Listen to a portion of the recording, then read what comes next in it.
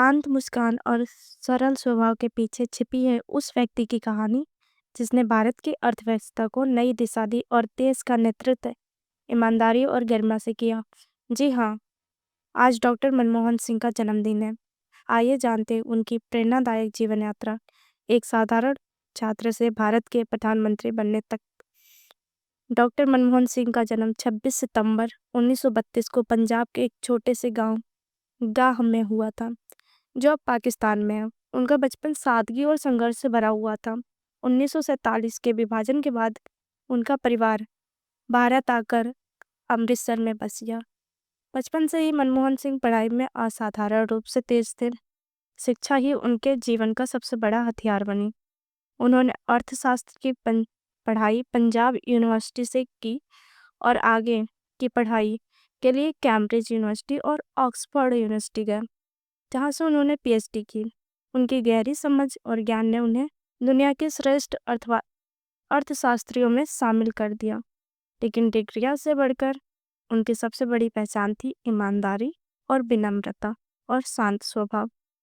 मनमोहन सिंह ने अपना करियर एक प्रोफेसर के रूप में शुरू किया। उन्होंने अंतर्राष्ट्रीय संस्थाओं जैसे कि संयुक्त राष्ट्र के साथ काम किया और बाद में भारत सरकार से जुड़े। धीरे धीरे वे महत्वपूर्ण पदों पर पहुंचे। वे भारतीय रिजर्व बैंक के गवर्नर और योजना आयोग के उपाध्यक्ष भी बने। साल 1991 भारत के इतिहास का अहम मोड़ था।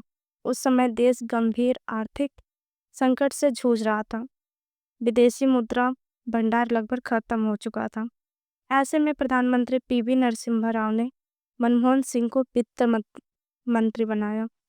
उन्होंने साहसिक आर्थिक सुधार किए, उदारीकरण, निजीकरण और वैश्वीकरण की शुरुआत की। इन कदमों में भारत की डूबती अर्थव्यवस्था को नई जान दी और देश के विकास के मार्ग पर आगे बढ़ाया। इस वजह से मनमोहन सिंह को भारत की आर्थिक क्रांति का नायक कहा जाता है। साल 2004 में किस्मत ने उन्हें और ऊंचाई दी। ये भारत के 13वें प्रधानमंत्री बने और यह पद उन्होंने पूरे 10 साल 2004 से लेकर 2014 तक संभाला। वे इस पद पर पहुंचने वाले पहले सिख प्रधानमंत्री थे। उनके कार्यकाल में भारत ने वैश्विक स्तर पर अपनी छवि मजबूत और अर्थव्यवस्था को नई दिशा मिली। उनकी शांत नेतृत्व शैली और ईमानदारी ने उन्हें जनता के दिलों में खास जगह दी। डॉक्टर मनमोहन सिंह को उनकी बुद्धिता के साथ साथ उनके चरित्र के लिए भी याद किया जाता है। राजनीतिक की दुनिया में जहां सत्ता अक्सर मूल्यों पर भारी पड़ जाती है, वहीं उन्होंने ईमानदारी और विनम्रता की मिसाल पेश की।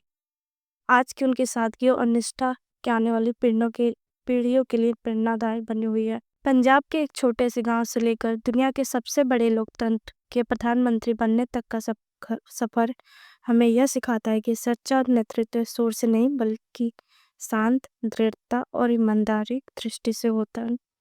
आपको क्या लगता है डॉक्टर मनमोहन सिंह की सबसे बड़ी उपलब्धि कौन सी थी? 1991 के आर्थिक सुधार या प्रधानमंत्री के रूप में उनका नेतृत्व? अपने विचार कमेंट में जरूर बताएं और ऐसे ही प्रेरणादायक लोगों की कहानियां सुनने के लिए चैनल नेम ड्रॉप को सब्सक्राइब करना ना भूलें।